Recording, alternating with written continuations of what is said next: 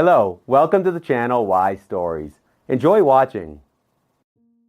Rita was watching the news in an improvised cinema in the colony. It was difficult to call this room a cinema. It was more like an old library, strangely still stocked with decent books. Are you here for use and possession? Yes, why? Well, I am too, a pale girl with dull hair winked at her. I'm Leticia. Rita, the girl replied quietly. Why do you look a bit down? What? That means kinda sad. If the news bothers you that much, just don't watch. We have some suspicions about these news here. I'm sad because I'm innocent. That's an old one. Everyone here claims to be innocent, Leticia smiled, revealing strong, pearly white teeth that didn't quite fit her overall appearance. But I really am innocent. I was framed. Whether you believe it or not, Rita said, stroking her short, white hair. Oh, really? Yes, really. Well, then I feel sorry for real. I'm actually guilty. I wanted money. I wanted to live like a human, not like everyone here. I wanted happiness, but it turned out it's not in money. I should have lived modestly but like a human, and now... She waved her hand and slapped herself on the knee. The girl with the red ponytail sitting in front of her clicked her tongue disapprovingly and pointed her finger. What's wrong, Violetta? Leticia asked, frowning good-naturedly. Ignoring Leticia and focusing on the TV, the ponytailed girl kept looking at the news. Thus destroyed both others and myself, she continued in a whisper. Do you understand? Rita remained silent. She wasn't sure whether she wanted to talk to anyone at the moment or not. She didn't want to get close to criminals. She herself was innocent against them. She avoided them as if she feared getting dirty, and that made her feel guilty. There were people here too, and perhaps some of them were also mistakenly brought here. Are you really not guilty of anything? Maybe you should apply for a review? Already. Rita bit her lip. She felt like she was about to cry on the knees of a stranger. How much she wanted to cry. But she knew that prison was not a place for sentimentality. Just show weakness once, and you'll be remembered, and only God knows what comes next. Here, you need to be alert, so she needed if not friends, then at least supporters, and Leticia was the only one so far who had dared to speak to the newbie. The rest either ignored her or pretended as if they didn't see her at all. So, what's the deal with the news? Rita asked, tilting her head so Violetta couldn't hear them. She thinks, Leticia began, nodding cautiously towards Violetta, they've set up special television for us here. What do you mean? Rita didn't understand. There's regular TV, where they broadcast the news, and there's our special one for inmates. She thinks she made an indefinite gesture, pointing somewhere up, feed us fake news, scare us on purpose, so we wouldn't want to break free, as if it's worse out there. Sit quietly and don't stick your nose out, or maybe something worse might happen. Leticia leaned in close to Rita and whispered loudly in her ear. She thinks they might even be conducting some experiments on us. Leticia looked at Rita, waiting for a reaction. Rita sat there, furrowing her brow in thought. Rita sighed heavily, wondering if she should believe everything they were saying here and whether she was sitting next to a madwoman. But after some consideration, realizing she had no one else to talk to, Rita chose the lesser of two evils. What kind of experiments? She asked. Have you heard of NLP? Neuro-linguistic programming? Yes, the 25th frame and all that. Do you even believe in it? Some people laugh or just dismiss it, but I take it seriously. I take it seriously too. NLP exists, it's a scientifically proven fact. That's good to hear. You know, Rita, there's a nice hall here where they used to show movies. It's under renovation, but they'll reopen it soon. Then we'll have some fun. Leticia chuckled hoarsely and coughed. All right, enough of that, you too. Violetta with red hair flicked her tail and stared at Leticia. You've made me miss all the news. What are you chattering about? You've created chaos here. It's all good, Leticia waved her hand, smiling at her cellmate. You yourself said there's no truth in the news. Anyway, I think they pay us there. Let's go. Leticia intentionally shifted the conversation to a different topic. It was clear that she didn't want to get into an unnecessary argument with Violetta. Stay away from her, understand? Violetta gave Rita a meaningful look. Why? Because she's a tube. What? She probably has tuberculosis, and it's contagious, Violetta explained. And our bunks are still close by. Don't they check for that here? It depends. They won't check until the person starts coughing up blood or has a seizure. And who needs us here, anyway? Violetta shrugged and, nodding at the buxom dark-haired woman behind her, walked out of the library. Rita left the library too. She couldn't figure out why and for whom in prison they would use NLP, but that wasn't her primary concern right now. She was more worried about what Ernesto was up to. What else would her husband come up with to spite her? She suspected that he would do everything in his power to ruin her life. Ernesto had worked in the police force for 8 years in the Department of Economic Crimes. He rarely dealt with cases related to the distribution of illegal substances, but on the day they planted that unfortunate package on Rita and her lover, somehow it ended up with Ernesto. If only she knew where it came from. Why be surprised? It's your cop. Of course, he has access to all of this. Oh, Rita, throwing a wife under the bus to get her an ankle bracelet, you need a solid reason for that. I wouldn't be surprised if he is sweeping with both barrels, Leticia sympathetically nodded as they sat together in the cafeteria. Rita decided to share her story with Leticia. There was nothing to hide, and no shame in it. Well, except for the fact that, as Leticia put it bluntly, she ended up here like a chicken in the soup. He doesn't sweep. You may not know. How can you hide something like that? You can hide it for a while, and then it's too late to change. What do you mean? I mean that you won't be able to quit. It's all about addiction. The human body is a strange thing. When it comes to something good, you'll force yourself to use it, but you won't get used to it. But when it's something nasty, one accidental try is enough.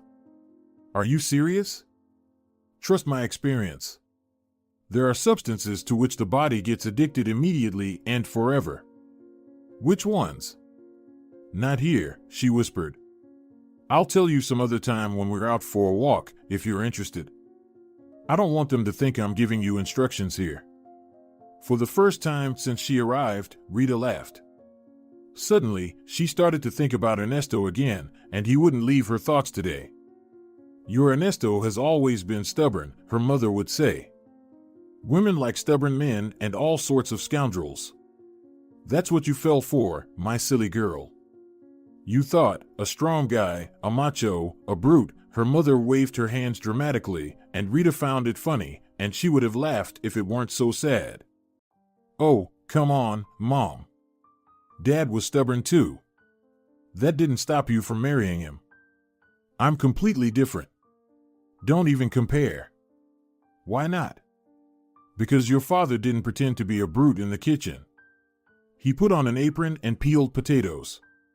He was a brute at work or when he defended his rights, not at home with his wife or children.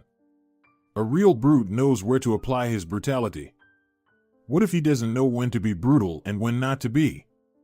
Then he's not a brute, but a hillbilly. So what should I do now, Mom? What to do, what to do? You should have looked who you were marrying. But now what? What? Now there are two options, move forward or backward. What do you mean by backward? Rita didn't understand. It means either continue to live, adapt, comply, and please, or get a divorce. Rita covered her face with her hands. She didn't want a divorce. She wanted to fix everything, save her family. But how, if Ernesto opposed her at every turn? When I was making soup this morning, Ernesto said I couldn't cook because I forgot to add pepper. Wasn't he like that before? No. Then either he was pretending, in a trial period, or he's just in cherchez la femme. Do you think he has a lover? It's possible. Would you like coffee with cream or just black? With cream, no sugar. Mom, how can I know if he has someone else? Her mom bit her lip. It was clear she regretted her words. She didn't want to voice her suspicions because if she did, Rita would have nothing to hold on to. She fell silent, opening the oven, from which a rush of hot air with the smell of baked apple strudel escaped. The apple pie is ready, she said calmly.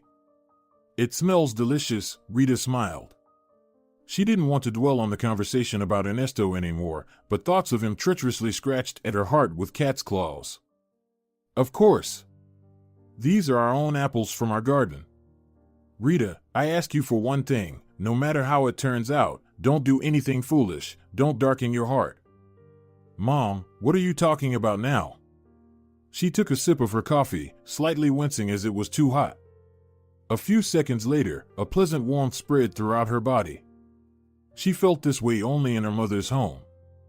They say home is where Mom is, she suddenly thought. I'm talking about not seeking revenge on anyone, no matter what happens. In difficult situations, God is the best helper. You should go to church for answers, understood? Understood. And in general, focus on something productive. Why do you keep taking photos all the time? Look at Erna Velasquez's daughter. She got a job as the head accountant at a hotel. Do you know how much she earns? Rita sighed heavily. Her curls fell onto her forehead as she grabbed her head and cried bitterly. Come on now, my dear, that's enough. What's wrong with you? We'll get through this. Stop it, okay? How little you know me, Mom, Rita thought. Even you, the person closest to me, don't understand why I'm crying, why I'm in so much pain. I'm not in pain because Ernesto might have found someone else, but because you still don't believe in me.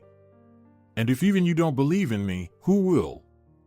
A couple of minutes later, Rita wiped away her tears. She knew she could handle everything on her own. Right now, she needed one thing: unconditional love from anyone, even if only for a moment. Her mother loved her, of course, but Rita felt like she had to constantly earn that love.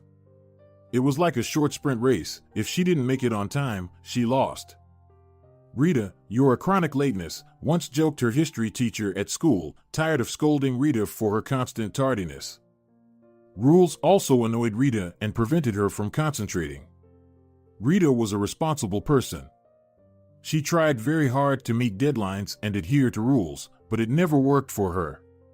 She could abandon a flash drive with old unprocessed photos and start working on new ones. However, she couldn't explain to herself why she didn't want to work on those specific photos. Oh, this golden boy, Rita muttered, calming down. What are you talking about? Her mother didn't understand. It's just a saying about the son of Mom's friend who is always used as an example to her own son. But in our case, it's the daughter of Mom's friend. Oh, that. Well, I just want the best for you. Mom, I'm a creative person, a humanitarian. What do I need accounting for? Do you remember how bad I was at math in school? I barely got passing grades. That's not what I meant, Riri. Then what did you mean? I meant that you need to learn how to earn money finally. Photography is not a profession, it's a hobby. And, by the way, was it worth going to a college that doesn't provide job placement? Mom, why are you saying such things? I can't imagine my life without photography. I just bought a new camera for myself. I wanted to show it to you, but if you're not interested. Of course, I'm interested. And I do earn money.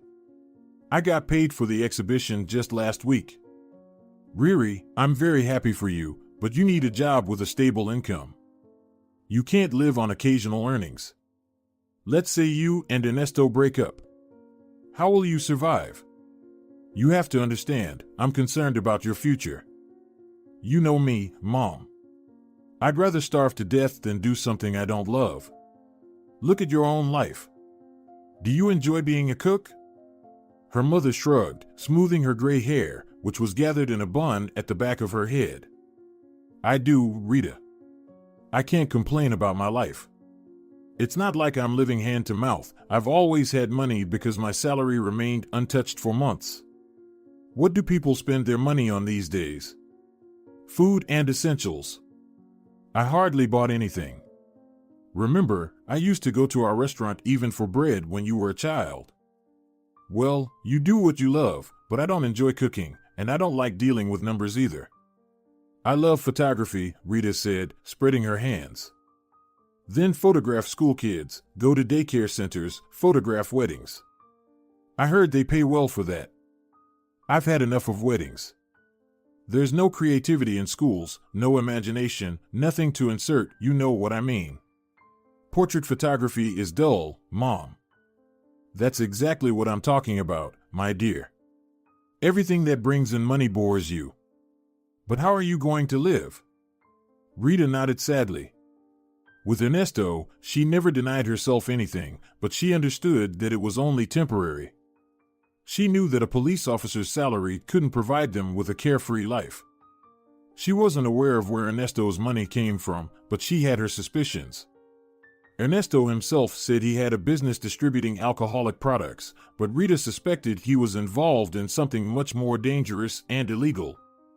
Now, from the perspective of the correctional colony, she realized that Ernesto was actually involved in the distribution of entirely different prohibited substances. Rita had asked several times for her case to be reviewed, but she received no answers, or perhaps the answers simply didn't reach her. Why are you sulking? Signing to see, Leticia said sympathetically, as sympathetic as a person who had spent 7 years in prison could be. What makes you think that? Rita asked, discreetly wiping away a tear. Well, I don't know about others, but I can see it, she switched to a whisper. They don't like such things here. I know. But you won't gain any favors by being mistreated here, understand? Everything is about perception. You need to realize that and calm down. Do you want some tea? Rita nodded, smiling. The tea was strong, bitter, surprisingly tasty, and fragrant. They drank it from metal mugs and looked at each other. Look at that, our little Tweedledum and Tweedledee are sitting on the bed, having tea, the buxom brunette said, nudging Violetta with her elbow. Violetta got up from her bunk, approached the cabinet with mugs, and kicked both mugs onto the floor with her foot. The tea spilled, and the mugs rolled under the bed. Rita managed to jump up in time to prevent her tea from spilling out, or else she would have been burned. Leticia screamed in pain. Half of the tea from her own mug had landed on her bare knee. What's this now? The skinny female guard with a stern face rushed in at the noise. Spill my REA, Leticia explained, wincing, and pointed to her burnt knee. Nothing serious. Okay, that's it, everyone out. Stop making a racket here. You're getting on my nerves with your pranks. She turned off the lights, and the cell fell silent. The next day, Leticia was taken to isolation, her cough had worsened, and her temperature had risen. Rita approached Violetta during lunch. Why are you behaving like this? Rita asked. After a moment of silence, and with Rita not leaving as expected, she reluctantly replied. I already told you, don't socialize with her. I'll decide for myself who I want to socialize with.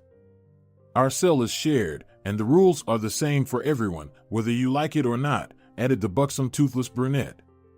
And the local rules forbid sitting on tubs and drinking or eating with them. You could have explained that in plain language, Rita shrugged. You were told yesterday not to associate with her, Violetta stubbornly repeated. I was drinking from my own cup, and our beds are right next to each other. What can be done about that? But you were sitting on her bunk. Violetta stared at her with her green eyes, her gaze cold and indifferent. It was clear that the incident was over for her, and she was annoyed by Rita's questions. I won't sit there anymore, Rita conciliated and sat down with them at the table, making a gesture to ask for permission. Violetta nodded reluctantly, pushing away her glass of juice. But nobody knows what's with her, it might just be bronchitis. She was on drugs. What bronchitis? Violetta replied. She has HIV. I can't imagine how she ended up here at all. They have their own zone for that. She told me she never used, just sold. Everyone says that, smiled the busty brunette, flashing a toothless grin. But I was framed. The buxom brunette and Violetta exchanged glances and smiled. Husband set me up, the cop. So you're a cop? Maybe you're a snitch. Would I admit it if I were a snitch? Did your husband really set you up? The buxom brunette leaned towards Rita, studying her with surprise, as if seeing her for the first time. I swear to God, Rita replied. Unbelievable. Pigs, they're all pigs. Well, you knew who you were getting involved with. I didn't know, that's the problem. Anyway, I'm leaving. Ladies, forgive me if I did something wrong, Rita said politely, finishing her juice. The juice was gray, strange in taste, salty, not as delicious as yesterday's spilled tea, Rita thought bitterly. You too, forgive me, Violetta nodded reluctantly. I didn't mean to be harsh. I don't want us all to end up in isolation. HIV is not contagious in everyday life, although if she's in the advanced terminal stage, it's probably tuberculosis, Rita said, lost in thought, stroking her light quiff. Well, that's what I've been saying all along. A few days later, Leticia was released from the infirmary, and she returned happily. Girls, we're having a party tonight. No AIDS, no tuberculosis either. I'm as clean as a virgin before her wedding, she announced loudly from the doorway. Leticia, who doubted that? The elderly woman with a battered face called out from her bunk. Everyone here had doubts, Leticia grumbled. I would have doubted too in your place. Well, no hard feelings. Rita smiled at Leticia, who was happier than the others. She hadn't made any friends here, perhaps because she had absorbed a few simple truths. The first of them was that a person here had to have personal space, which sometimes had to be defended.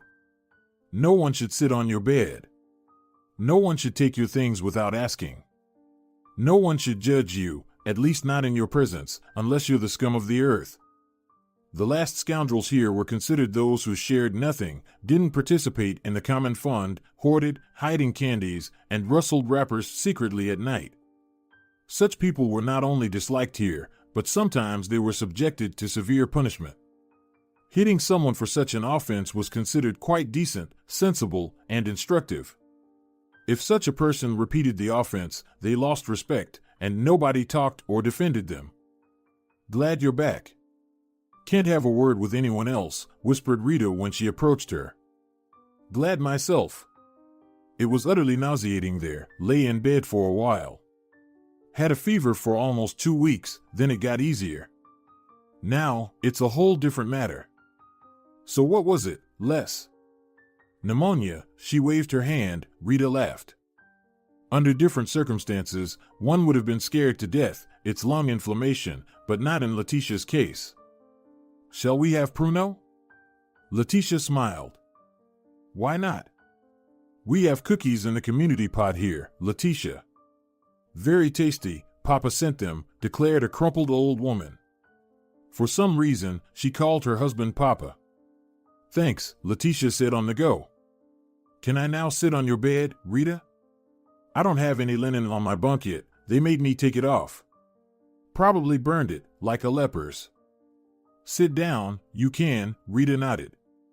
And you, Rita, you know, you look like an Irish singer. Just a spitting image, if it weren't for the blonde hair, Leticia suddenly declared. Like Dolores O'Riordan, maybe? I've been told. No, the one who sings the song about zombies. Remember, girls, Leticia turned, scanning her cellmates with her eyes. Remembered. She hit her forehead comically. Cranberries, the band, I think. That is Dolores, Rita smiled. I know, really similar. Just the same face if you were painted dark. Wish I had such looks, I'm just a colorless moth. You're just sick, Leticia, Rita cheered her up. Yeah, healthy I'm white and fluffy. That night, Rita barely closed her eyes. In the short minutes when she managed to fall asleep, she saw Ernesto. She dreamed that he came to her here in prison and asked for forgiveness. Opening her eyes, Rita suddenly realized that she was on the verge of sleep and reality when she decided to forgive him, and she became frightened. She wasn't afraid that he would come and they would meet. She was scared that she would really forgive him. And if she forgave him, she would sit in the correctional colony for another 9 years. No, this must not be allowed. Ernesto must be held accountable for his misdeeds. Evil must be punished, her mother always said, who now sent her rare letters with very dry and superficial text. They were short, unlike Rita's long, detailed ones.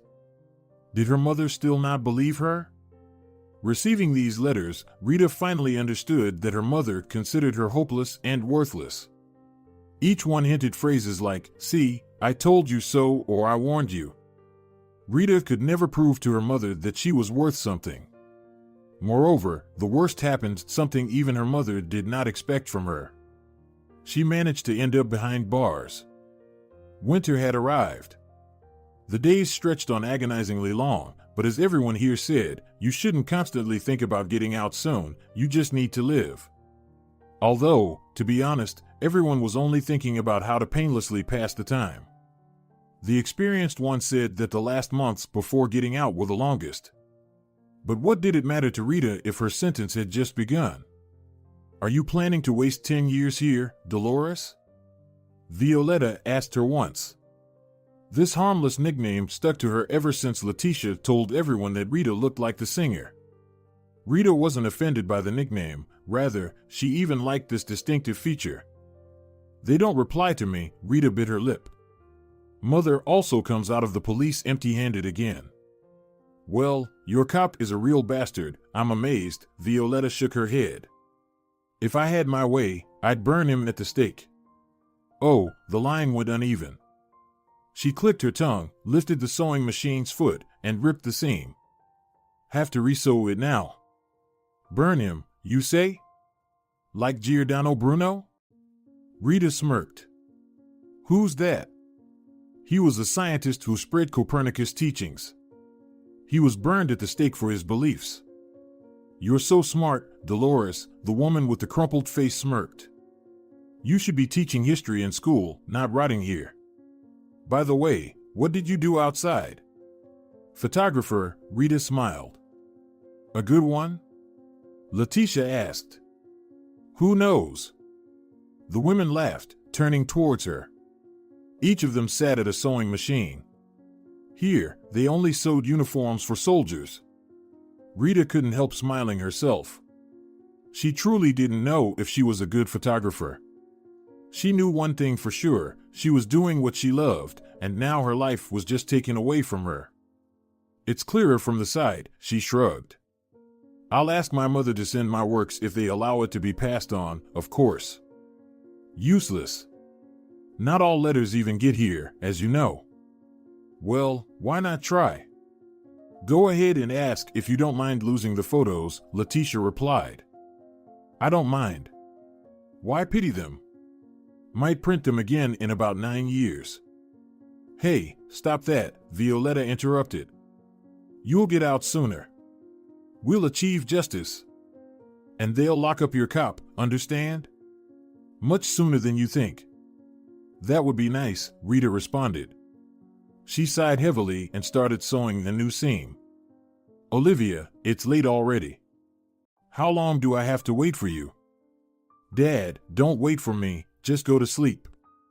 "I'm fine." Her voice sounded almost alien. The phone beeped.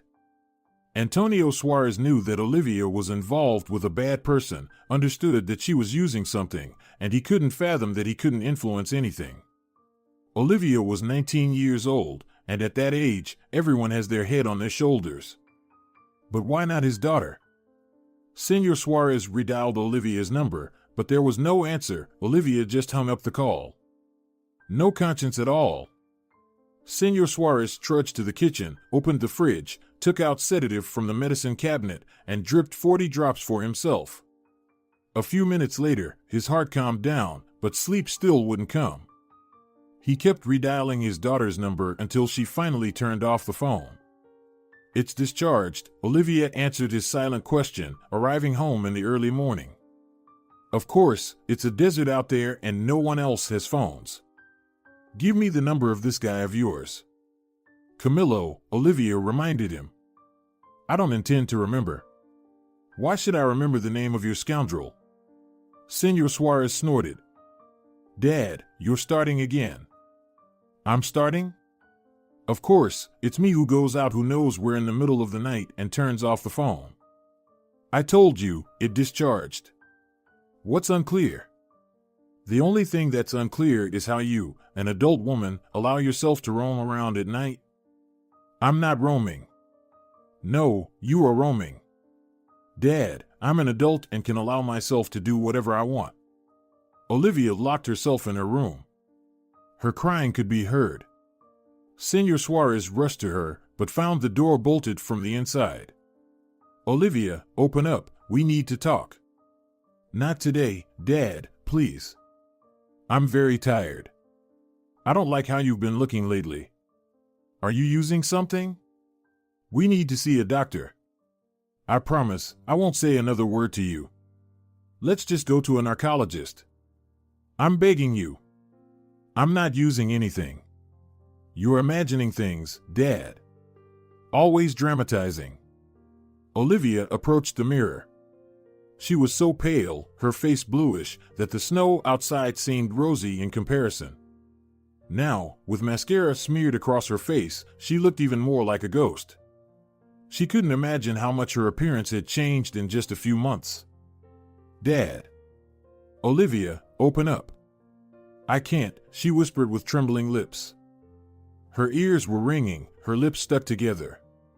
Suddenly, her head spun, and she collapsed, awkwardly twisting her leg. "Olivia, open immediately." "Dad, Dad, help me, Daddy." "Olivia, what's wrong? What's happening with you? Please open up." Hysteria crept into his voice. "My heart, I can't breathe." "Dad." "Olivia, I'm coming, hold on." Senor Suarez unsuccessfully hit the door with his elbow twice, then ran and kicked it open. Olivia was lying on her side, foam on her lips. Senor Suarez howled and rushed to his daughter. Trembling, he pulled out his phone and called an ambulance. Then he wiped her lips with his sleeve, turned Olivia onto her back, and started CPR, but it was futile. Olivia seemed to be disconnected from some program within a minute. Senor Suarez cried and shook her, kissed her cold fingers, embraced her, begging her to wake up, but Olivia wasn't breathing. The arriving ambulance pronounced her dead from a heroin overdose. How could this happen? Senor Suarez lamented after the forensic examination. Silver strands had appeared in his black hair over the last few days. Why didn't they revive her? They do revive people. Olivia Suarez? Just a moment. Overdose, poisoning, incompatible with life. 8 doses, medics are helpless here. Nothing could have been done, don't blame us. I have no complaints against you, or anyone. I'm the only one to blame, and also the one who got her hooked on this stuff. He deserves the gallows. The doctor nodded silently, typing something into the computer. But he can be found. Who? The dealer? I understand everything, but your daughter won't come back. What good will that scoundrel do you? Let the police handle it, they'll find him.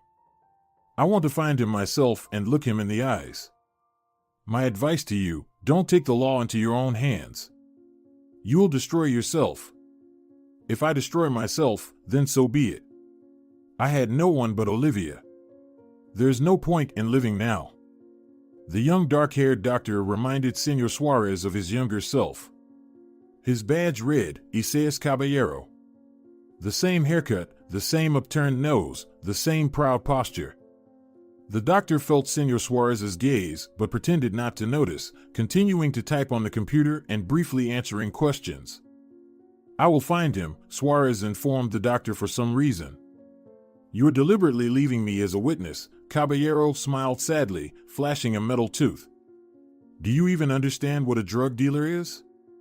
Not really, admitted Senor Suarez. Think you can just reach him easily? It doesn't matter how much time and resources it takes to find him. I'm ready for anything. It's a matter of principle. Caballero nodded perplexedly, adding, You didn't tell me anything, and I didn't hear anything. Of course, Doctor. My condolences to you. I advise you to take control of yourself and think it through. I won't try to dissuade you anymore. I'm not sure I wouldn't do the same in your situation. Caballero shook Senor Suarez's hand and escorted him to the corridor. Outside the door, a distraught elderly plump woman with a pile of documents practically pounced on the doctor with her questions. Caballero winked at Senor Suarez and waved goodbye. After burying his daughter, Senor Suarez was beside himself. He couldn't sleep, eat, or work. He meticulously avoided communication with acquaintances and friends trying to console him, methodically searching for the dealer who got his daughter hooked on heroin. I must admit, I noticed some oddities in Olivia, Senor Suarez told the police officer who came to his house for a report. Sometimes she smelled strange. Not like beer, but something sweet. I thought it was some kind of liqueur, but now I think it was marijuana. I had suspicions about weed, but I didn't take it seriously. I thought, who didn't try that stuff in their youth? That was a fatal mistake. There are no half measures in these matters. You have to stop it immediately and completely. Well, what's done is done, he waved his hand and sobbed. Excuse me. Senor Suarez went to the kitchen, grabbed nitroglycerin from the table, and returned. And then, he continued, sitting down at the table and picking up the fallen police report, money started disappearing. Not large amounts, just small change. My oversight again, ownerless dollars. Those devils knew our family was well off. But I've already told all this to your colleagues. He sighed heavily. What was she lacking? The police officer said, looking around the richly furnished apartment. My Olivia had everything, said Senor Suarez bitterly. Apparently, she wanted some thrills. By the way, have you found Camilo yet? To find out who he is. Maybe he's involved. Unfortunately, not yet. Nobody knows anything. Well, if you find out anything, please let me know. Of course, Senor Suarez. You also assist us from your side. If you find out anything, we're always available. Thank you. The young man awkwardly shuffled on the threshold for a minute, as if intending to say something, and then left. A few days later, Senor Suarez, through questioning his and Olivia's acquaintances, found out Camilo's address and showed up at his apartment. Camilo appeared in shorts, slightly drunk, but quickly reacted to Senor Suarez's presence, instantly trying to close the door. However, Senor Suarez wedged his foot in, grabbed Camilo by the chest, and pushed him to the floor. So, you recognize me, brat? Camilo looked at him with a cloudy gaze and silently moved his lips, signaling to let go of his t-shirt, which was almost choking him. I know you, Camilo finally spoke when Senor Suarez loosened his grip. You're Olivia Suarez's father. Clever. What next? What will you say in your defense? I'm not guilty of anything. Original, Senor Suarez sneered, pressing his knee on Camilo's chest. Is that instead of begging for your life? Please, let me go. Hear me out first, then hit me if you want. At that moment, Senor Suarez clutched at his heart, feeling such heat in it that he released Camilo and himself collapsed on the floor, writhing in pain. What's wrong with you? Camilo asked in surprise. Are you okay, Senor Suarez? Senor Suarez nodded. He continued to breathe heavily on the floor, feeling as if his heart was about to jump out of his throat. I'll call a doctor. Camilo shouted. No need, Senor Suarez rasped. Pills. Where? In your briefcase? Senor Suarez nodded. Camilo rushed to Senor Suarez's black leather briefcase. There are no pills here. In haste, he emptied the briefcase's contents and finally found nitroglycerin. This? Here, take it quickly. 15 minutes later, they were drinking juice in Camillo's kitchen. I never used, stored, or distributed prohibited substances, Camillo answered Senor Suarez's unasked question. But you knew something. Olivia couldn't have hidden it from you. You were dating. Not for long, about 4 months. I had suspicions about Olivia, I won't lie, but she never did it in front of me. Whenever I asked, she said she was sick, getting some drips, taking some pills. Tears welled up in his eyes, and he sniffled childishly. If I had known it would end like this, I would have told you, I swear. I wasn't sure. How could I offend you with my suspicions, especially since she didn't even introduce us? I was also unsure. Will you have some pie? Strawberry, my mom baked it. Thank you, I don't know. I forgot when I last ate. Eat up. He cut a large piece and placed it on a plate in front of Senor Suarez, or you'll wear yourself out. You need to find a way to live on. Need to, but I still don't see why. Why? For Olivia. She certainly wouldn't want you to follow her. Certainly not. The pie is delicious. Tell your mom thanks. Will do. And forgive me. I was somehow sure you got Olivia into this. No need to apologize. I would have thought the same, it's the most logical assumption. Then tell me, where were you on the evening of the 18th? Olivia said she was with you. Yes, she was at my place. I remember it well. I sent her home in a taxi around 12:30 a.m. But she only got home in the morning. That's the crux of the matter. I swear, I haven't seen Olivia since 12:30. My mother can confirm it, she just came from her shift. All right. What were you doing between 11 p.m. and morning? Sleeping, shrugged Camillo. Went up to my room and straight to bed. I had to be at the university by 9 a.m. I see. Forgive me again. I'm just at a loss. Camillo nodded, staring at the floor. He found it hard to look into Olivia's father's eyes. 3 months had passed since Senor Suarez began his investigation. One day, he received a call from an unknown number. Senor Suarez, hello. This is Dr. Isaías Caballero. Remember me? You took some documents from me. We need to talk. I remember you well. You helped me a lot. Should I come to your clinic? I'm afraid that would be inconvenient. Let's meet at the Petunia Cafe in 2 hours. Remember where it is? On the right side of our clinic. 2 hours later, they were sitting in the cafe, drinking Arabian coffee. Sorry to pull you out like this, but there's a matter. Can't wait, as they say. New facts have emerged regarding your daughter's death. What are they? Dr. Caballero adjusted his tie, which seemed to have been choking him all day. We had a conference today, he explained, had to wear all this masquerade. Caballero fiddled with his tie for a while, then abruptly pulled it off his neck. So, I know who supplied heroin to your daughter. How? Allow me to keep that a secret. First, hear what I have to say, then decide what to do with this information. All right, go on, I beg you. The heroin supply in our city is overseen by a certain Ernesto Sobrado, a police lieutenant. The last batch of the product was defective. It's a long story to explain in medical terms. Simply put, pure poison. Before this was discovered, 12 more teenagers died in the city. Senor Suarez's mouth fell open, his face contorted with horror. So there were no 8 doses? No, I lied to you. 3 were brought to our clinic. The police came, threatened us, and made us write a report of overdose, which we did. At that time, I didn't know who was behind it all, but now I do. How? Don't ask, that's my concern. Why did you decide to change your mind? First, I have 2 children, and it's my duty to protect them. Second, to be able to sleep at night.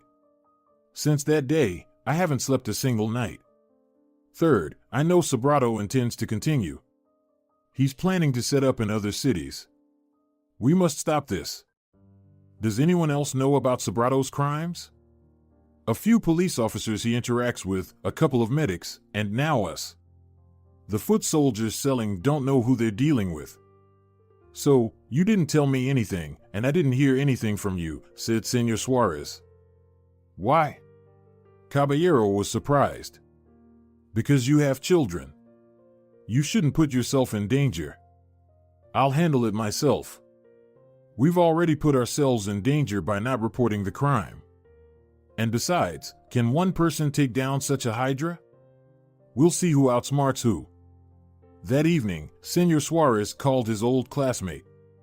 Tomas, it's me, Anton Suarez.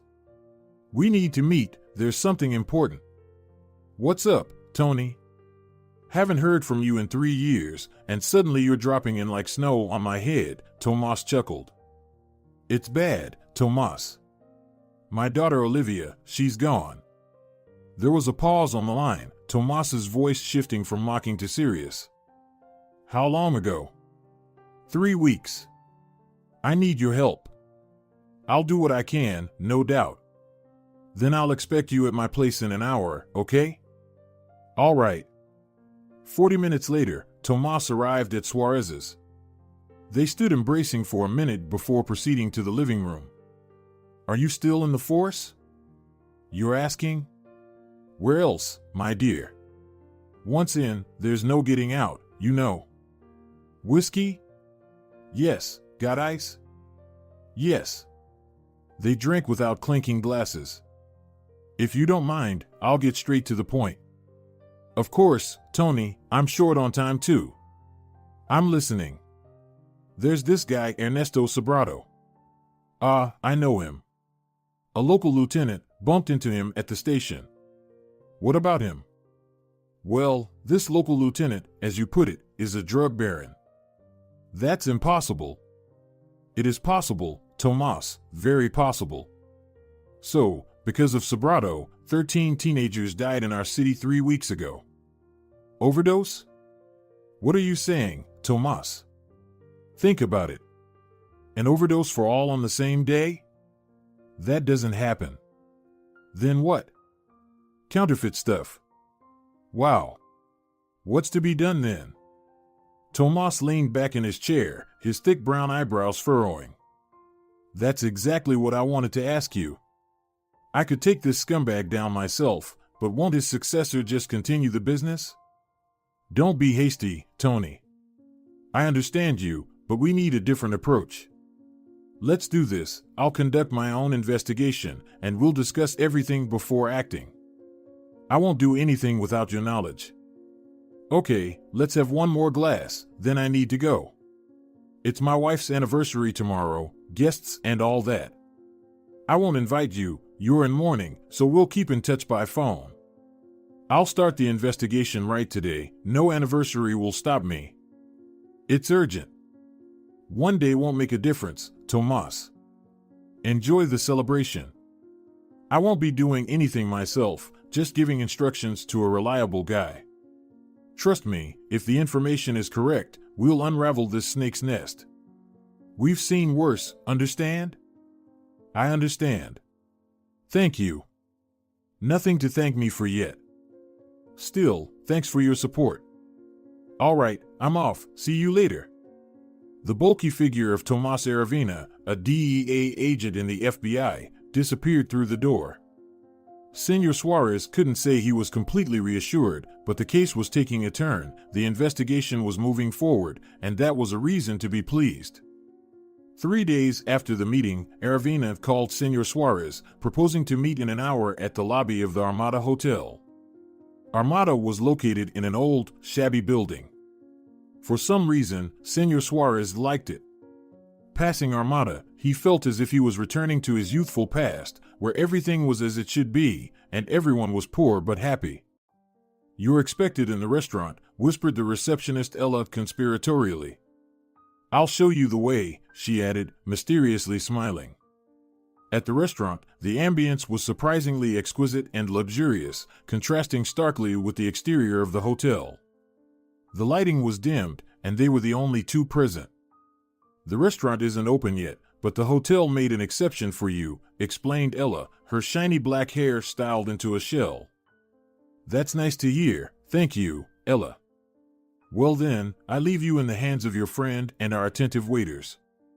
She smiled mysteriously again and vanished before Senor Suarez could take a closer look. A bottle of Remy Martin and 2 brandy glasses were on the table. I won't eat, Senor Suarez declared immediately. A fish plate, maybe a salad too, Aravina ordered the waiter. We have delicious desserts, like Napoleon. Bonaparte? Aravina joked. The waiter looked questioningly at Senor Suarez. Thanks, I won't eat, he repeated stubbornly. Trying to starve yourself? You need to eat, Tony, whether you want to or not. I just don't want to. Then drink. They took a sip of brandy. Listen up, my friend. We've unwittingly gotten into something very serious. Your sobrado is the right hand of Capitan La Rosa, a big fish, Aravina said, picking up a long, thin piece of trout and gracefully eating it. So what should we do now? We're knee-deep in it, right? More like neck-deep, because La Rosa is likely getting good kickbacks from this. Your Ernesto Sobrado is just a pup in this game. But he knew about the poisoned batch, unlike La Rosa, and didn't recall it.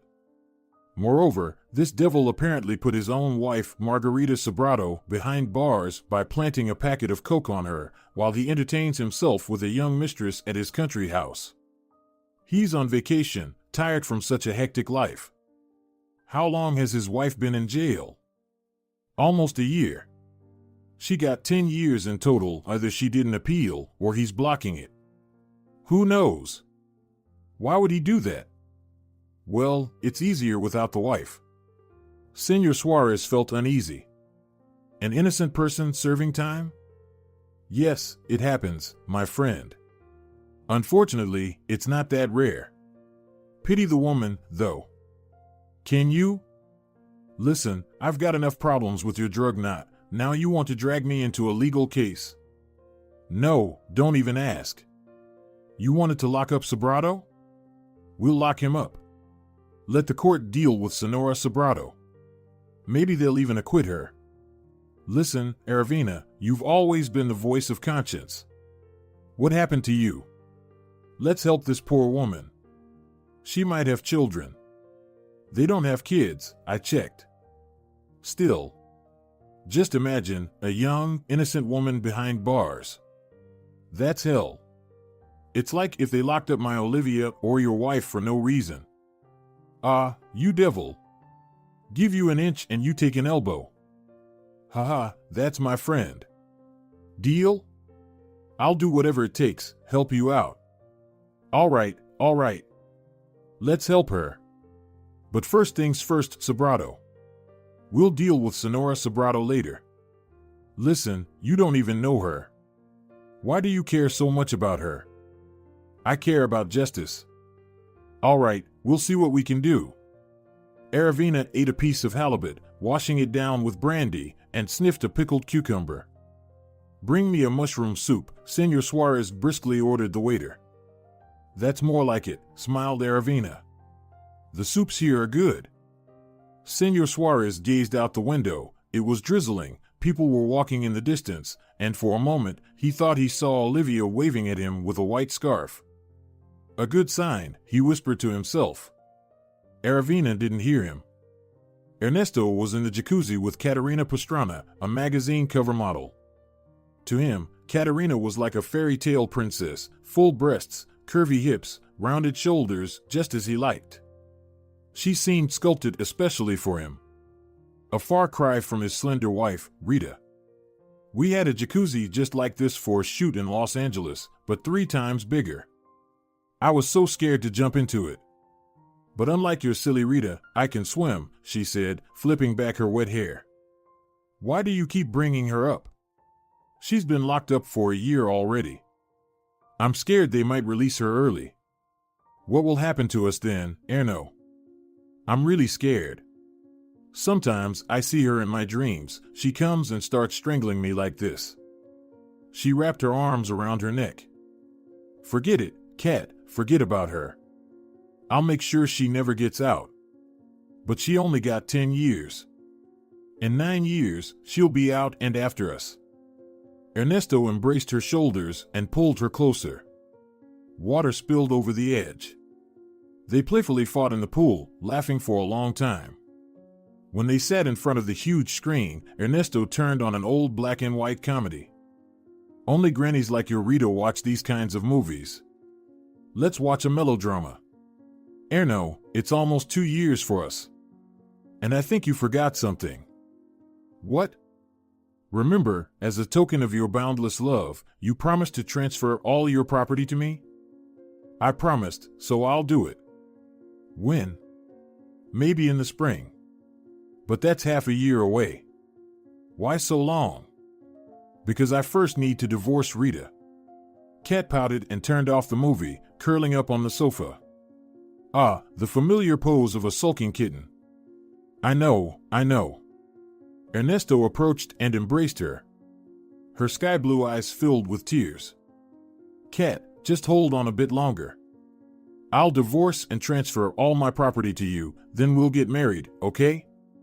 Understand, it's not the right time now.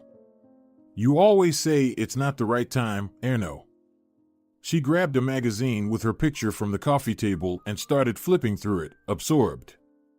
Can't get enough of yourself? I hear the sarcasm, she replied. I didn't get to read it yet. There's a lot of useful information. I need to at least read about myself. I gave an interview. There's a lot of useful information in books, Kat, so you're missing out not reading them. Maybe you can recommend something worthwhile? There's a whole cabinet left from Rita. Kat glanced at the huge cabinet in the corner of the room. Open it and read. No yellow press there, only Tsimis. What's Tsimis? You'll see. Kat wrinkled her nose, a gesture she often made when she disliked or didn't understand something. This was one of those moments. Ernesto liked it when Kat wrinkled her nose. She reminded him of a Persian kitten named Daisy that lived with his neighbor. Daisy was exceptionally fluffy and looked like a small ball of red fur from a distance. When Daisy ventured into their yard, Ernesto would catch her and scare her with a loud meow before letting her go. Daisy would get startled but returned out of curiosity the next day. Tsimis, my dear Kat, is something that stands out from the standard for the better. For example, something very beautiful or tasty, or maybe just unusual or of high quality. Like my new Porsche? It's also unusual and of high quality. Well, at least, Ernesto replied after a moment's thought. Here, take this. He pulled a stack of books from the cabinet and tossed them in front of Kat. Here's the real Tsimis, the best of what's here. Read these, and I'll give you more. Someone's knocking. Must be the neighbor. Ernesto walked to the door. Erno, I'm getting tired of this neighbor. Did Daisy wander into our territory again? Indeed, their neighbor stood on the doorstep, an elderly man with silver hair, wearing a woolen blue sweater and holding an elegant cane. He awkwardly entered the living room and greeted them. Kat didn't respond. The neighbor looked at her in surprise, asked about Daisy, and left, clearly upset by Kat's presence in Ernesto's life. Don't mind him. He was very fond of Rita. They were close, and now he's upset. He realizes you've firmly taken her place. Tell him not to come around anymore. And if his cat comes here again, you deal with it. All right, dear. Just don't get worked up over such trivialities. Let's go to bed, I'm exhausted. What a long day. Early in the morning, Ernesto and Kat heard some noise in the living room. It's that annoying kitten again. How does she even get in here? Kat grumbled, arming herself with slippers, but then she froze in shock. A few steps away stood Rita Sobrato, Ernesto's wife, and this was not a dream. Her hair was cut short, and she looked a bit emaciated, but her resemblance to Dolores O'Riordan was unmistakable. Rita looked at them in bed, smiling scornfully. You're supposed to be in prison, Ernesto started, but Rita cut him off. I was, but they released me. I'm innocent. And they know everything about you. Gloves are off, sobrato. Rita winked at him slyly. Behind her entered the police and an investigator, as well as Senor Aravina and Senor Suarez. Seeing Aravina, Ernesto's mouth fell open. "Pack your things, you're under arrest," the investigator said casually. "Do you have a warrant for my arrest?" Ernesto's voice was unusually high. "Of course, Senor Sobrato." "Hurry up, time waits for no one," Senor Aravina suddenly spoke. "We have a long conversation ahead of us." "And you," Rita suddenly addressed Kat, "get out of this house. It's still mine, for now." "It will remain yours," Anton Suarez smirked. "Your husband won't be coming back here for the next 20 years, he's going on a long vacation. That's where he belongs." Rita exhaled with relief and, smiling happily, stepped outside. She picked up Daisy, the little cat, in the yard and went to have coffee with her neighbor, complete with his signature cranberry jam. If you're enjoying it as well, leave a like and subscribe.